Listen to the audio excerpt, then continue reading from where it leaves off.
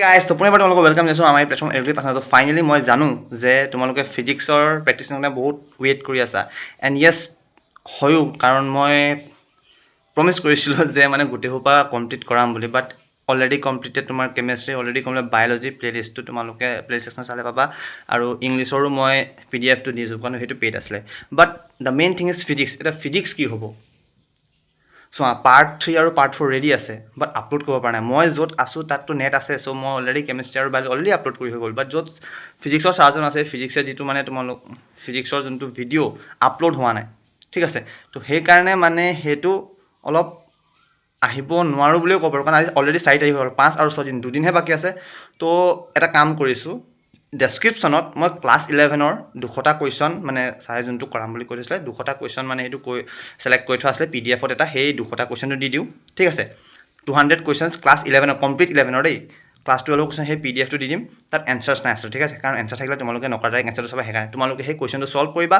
এনচাৰটো তুমি ক'ৰ পৰা মাৰিবা, মানে এনচাৰটো তুমি গুগল কৰিলে বা ChatGPT মাৰিলে বা য'তো মাৰিলে ওলাই যাব, কিন্তু সেই কনচেপ্টটো ভালকৈ চাই ল'বা, ঠিক আছে। ক্লাছ 11ৰ কমপ্লিটটো দি দিম।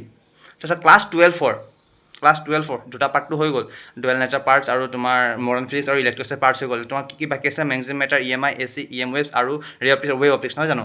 ছটা চেপ্টাৰ বাকী আছিলে। তো সেইকেইটা চেপ্টাৰ তুমি জাষ্ট থিয়ৰী ৰিভাইজ কৰি গুচি যোৱা, মানে আৰু সেইকেইটা কুৱেশ্যন ওলাবলৈ মানে এতিয়া দিবলৈ সময়ো নাই ন। তো সেইকেইটা থিয়ৰী ৰিভাইজ কৰি গুচি যোৱা, আৰু তোমাৰ যোনবোৰ বাকী আছিলে, যোনটো তোমাৰ কি আছিলে, এই ক্লাছ 11ৰ 200 কুৱেশ্যনৰ PDF-টো দি দিম, এনচাৰটো তোমালোকে ছল্ভ কৰিব পাৰিবাই।